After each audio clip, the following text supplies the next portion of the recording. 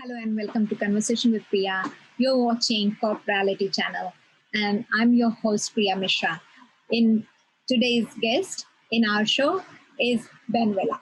Ben Vella is the head of Enterprise Customer Hub Telstra Singapore. He's also the vice president and board member AustCham ASEAN.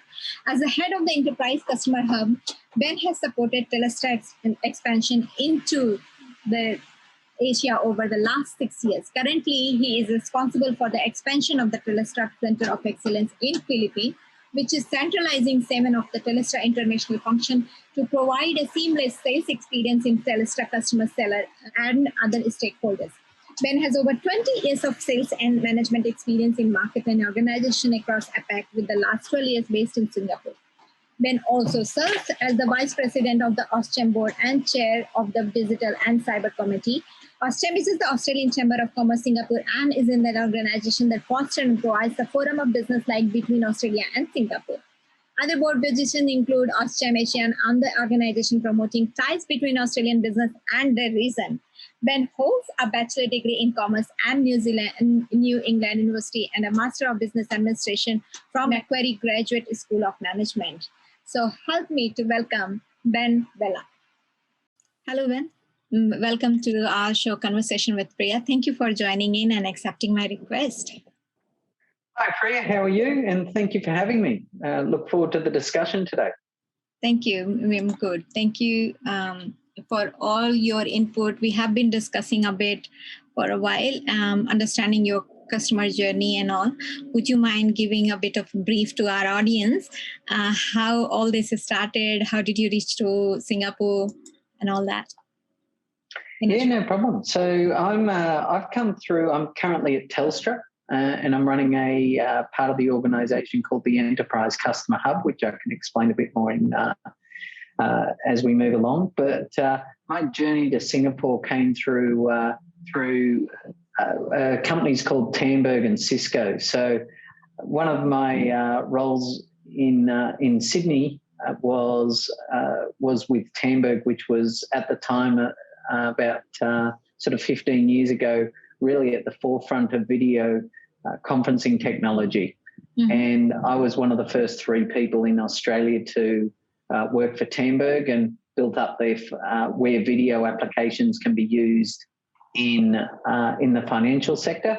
And then about 12 years ago, I moved up with Tandberg to look after the global accounts business for them in Asia Pacific.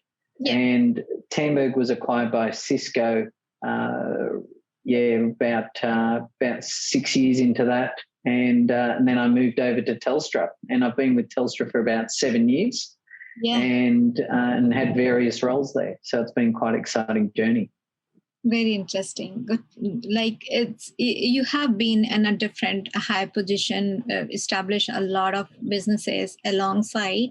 You've been quite involved with the high profile to medium sized to small businesses as well, right?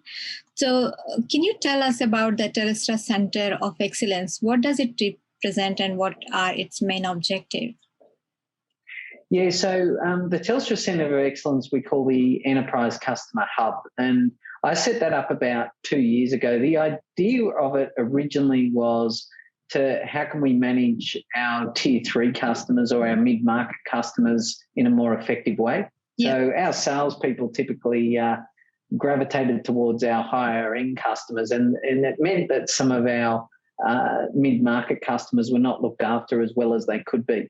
So we decided that we'd set up a team in the Philippines to really focus in that market and improve our customer service, improve the customer experience that those customers had with Telstra. So we started off with that, and it's expanded quite rapidly. So we've now went from managing Singapore and Hong Kong customers to now we manage global customers. And I operate across 7 different functions in an agile framework. So the first function is that function I mentioned, which is around managing our mid-tier customers. And we also provide inside sales support for all the sales teams in Telstra International, which is about a $2 billion business. And we've also got solution architects there, service management, and run a price desk, order desk, and supply quoting desk.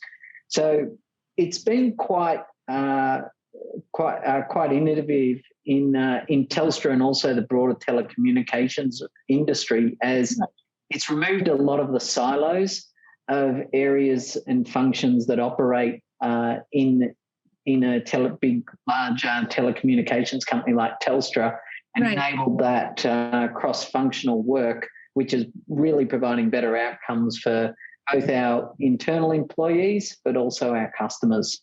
And it's a big challenge. Majority of companies actually claiming to be having a great customer service, but it's actually the reality is far from anything to the promise.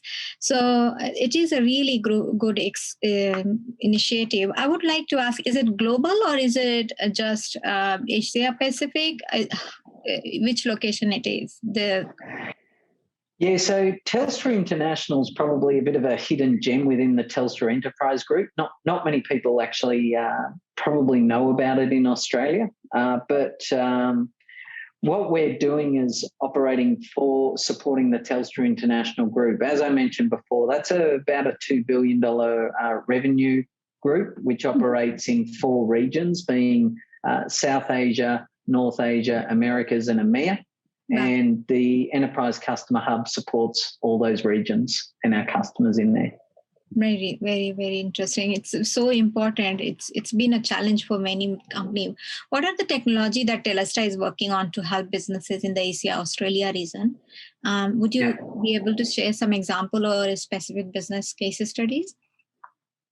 Yeah, so as I said, I think Telstra International is a bit of a hidden gem of the enterprise business. So Telstra operates one of the largest wholesale networks in the Asia Pacific. So we have the largest lit subsea cable capacity that is in the Asia Pacific, and it's around about that 30% mark. So what subsea cable is the internet runs locally. When you get your broadband connection, it connects offshore into what is subsea cable fibre. So literally running all across the ocean is fibre cables, and they're laid by boats, and that's what really is the backbone of the internet.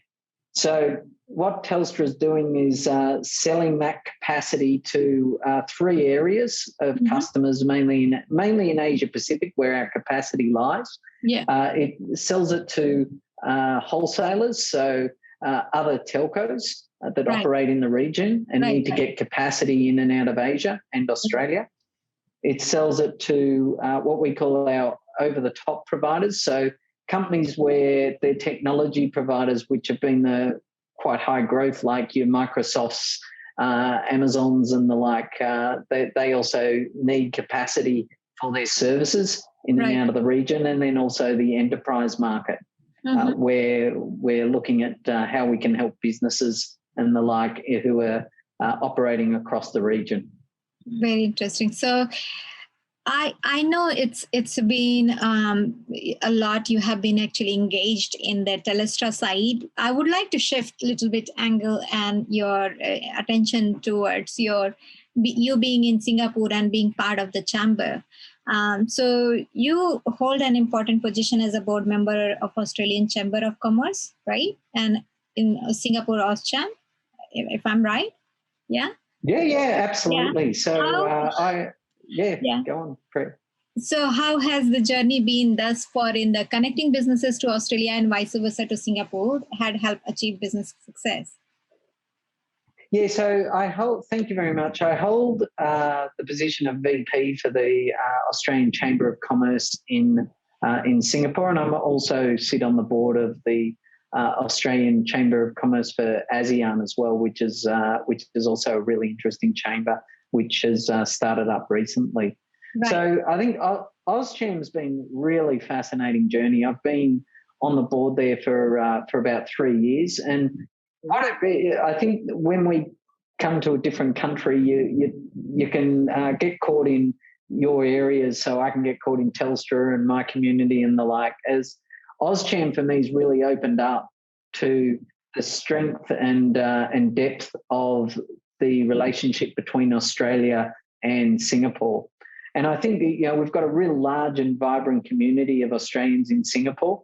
And in my 12 years in Singapore, I've really seen how that community's grown and shifted. So from everything from the big companies like your banks and Telstra and your mining companies, but all the way through to how the F&B community is starting to bring Australian coffee, Australian food, and really broaden the options of eating out and the like that you have in Australia. So, we've got Singapore as Australia's sort of, I think it's about the 8th largest trading partner. And really Singapore's seen as the gateway as well for Australian companies into the broader ASEAN market. So I think ease of doing business in Singapore makes it a great place to get started and sort of move forward. But the big thing that I think AustCham's also given me is understanding the impact that government can have on business and where the government can help facilitate and make trade and business possible with markets outside of your traditional market. Yeah, for sure. I mean, Australian government is opening up to the other part of the Asia. Like it was majority of things were going towards more China, but now after signing all this treaty and all amongst the 15 Asian countries and all, it's going to change a lot of all that dynamics. And we are looking forward towards this, that how this whole business community is going to impact overall. It is already impacting, as we can see, but it's going to change a lot. And especially this kind of initiative does make a lot of difference when it comes to this medium and small to medium businesses, especially.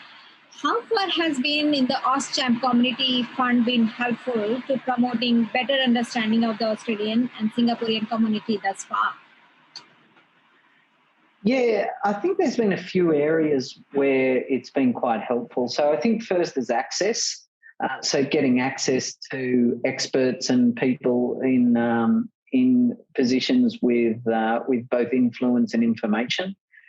There's also been that opportunity to share ideas with other members. So as I said, there's a quite big community here of Australians and also Singapore Australian alumni as well who working across both markets. So getting access and networking with those other members is really valuable. And then I think that other one is that collaboration and actually that collaboration with government and impacting and providing insight for government as to what's actually needed by the business community. So I think we can all go off and do something in silo, but it's how do we make sure that those things will have the right impact and open up and make business easier for members and for Australian companies operating in Singapore. Yeah. I mean, of course, collaboration is everything. Like majority of companies, including the larger businesses, are going into the more collaborative partner, and it does make a lot of it, especially when we are trying to be global or international across the border. It does make a difference when it comes to the collaboration. And I've been part of the different chambers for a while, and I noticed the chamber plays a big role. It contributes a lot towards the business community. It does make a difference. So you must have noticed, like even in the larger businesses, has a lot of impact for having that kind of AustCham. It gives any difference when it comes to the Telstra type of company as well. Yeah, I think for Telstra, it definitely has an impact. I think the impacts are different, as you said. So SMEs are looking for slightly different outcomes out of the chamber. For Telstra, we still have some of those challenges, right? Like getting our brand out in the Asia region. So while it's a dominant brand in Australia, we need to work and build networks for ourselves in the much bigger Asia Pacific market. So the chamber for us is helping us access all those people in different organisations that we want to sell to and work with, and it's also enabling us to connect not only the large but also those medium and SME companies as well. So I think it's useful both from a Telstra branding, go-to-market perspective, also through to personal development, connecting to people and accessing different areas of the ecosystem, as I mentioned before, like government. Yeah, I mean, it's kind of filling the gap and bridging all that, desired and required gap and a perspective to the people, from the people, different communication level they want to go in. It's interesting. Yeah, I think it's one of the pieces that, and it's a tool that can be used to help along the way. Doesn't answer everything, of course, but I think it definitely helps. Yeah, for sure. So do you think more multilateral trade deals are necessary to further global business of cooperation? Yeah, so look, trade deals sort of are really about sort of setting a framework, and often it's about removing some of those barriers to entry. So we got involved as a chamber in one of the recent agreements that has been done between Singapore and Australia. So if your viewers don't know, we already have a free trade agreement with Singapore and Australia. We did an addition to that, which was called the Digital Economy Agreement. And this was about addressing, in particular, some of the areas that need to be addressed for trade in a digital economy. So as we know, moving goods is different in some ways to actually working in the digital environment, where physical goods may or may not be moving. So I think that digital economy agreement that's happened, we were able to, from a chamber point of view, get about 20, 30 people from different parts of the business community in Singapore, and put in what and where we believe that we need help for the negotiations of that agreement. And I think, broadly speaking, the agreement addressed a lot of those issues. So it really addressed things like unnecessary restrictions on the transfer of and the location of data, which is a big thing. If you need to set up and you need to replicate all your infrastructure to go into a market, that's a big barrier to entry. We've also seen things like protection on source code, commitments to e-invoicing and e-payment frameworks. So a common issue for a lot of our members, especially when they're shipping goods, is the paperwork that needs to be filled in through customs can often lead to delays and spoiling of goods. So being able to get through efficiently through trade ports has been quite important. There's been things like enhanced business and setting a framework for trust in digital trade, and then access to government data and really improving transparency across the two organisations, the two countries. So I think that agreement really has formed a best-in-class agreement, especially when you're seeing right now globally a lot of digital nativism happening and countries closing up their digital borders. So this is an agreement between Singapore and Australia which does the opposite to that. It really opens up and gives opportunity for business both ways to operate in the other jurisdiction. And hopefully that will also act as a base framework that can be used in the broader ASEAN region, which will only expand the opportunity for Australian business and also Singapore business in the region.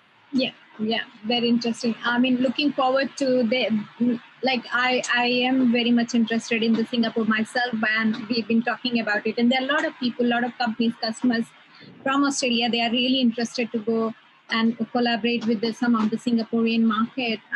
There are a lot of communication happening amongst the mid-sized businesses, especially. They are expanding towards the Singapore market. So looking forward for that kind of a collaboration. Thank you so much for joining in today and being part of this journey. Would you like to say something at the last for the people who wants to go to the Singapore from the Australia? Is there any 2 cents from your side? I just say that I think there's often a lot of trepidation about moving into Asia because there's a lot of cultural differences and there's a lot of, it's different. But I think there's the opportunity to really grow is absolutely phenomenal. And if you just look at the ASEAN region and it's sort of $3 trillion market that you get access to, you've got a variety of different economies at different stages. So you have mature markets like Singapore, you've got developing markets like Cambodia and the like, and you've got markets in between. And it's also a very young, a young region as well. So the adoption of especially digital services and the like is really phenomenal. Yeah. So I think getting in, Singapore's an easy base, as I said, but I think the opportunity and in these various markets is really quite amazing. You do need to have the time to establish and build your business, and that does take time as relationships need to be built, and there is investment that's needed at the start. But I think that the companies we've seen, and Telstra being one of them, it's really been a very worthwhile journey and exciting. Very, very nice. I know it all comes down to the relationship and of course the investment, not in terms of the finance, the time you invest, because time is the biggest commodity. We all agree. So the time and the money you invest for sure. And ultimately your relationship does play a bigger role when it comes to the success of your whatever journey you want to take in, isn't it? Yeah, absolutely. Thank you. Thank you so much for joining in, and all your details will be given under the description. And I know you are active on the LinkedIn. People can reach you out and other places and find out more about you and question if they want anything. Thank you so much for joining in. Yeah, absolutely. Thank you very much for your time, and thanks everyone for listening. And definitely happy to answer any questions or provide any help for those who are interested. Thank you very much. Thank you so much for watching this video. If you liked it, like, comment and subscribe if you haven't already done it. To know more about us, visit www.corporality.global. And also you can find more about Priya Mishra is on priya.sydney.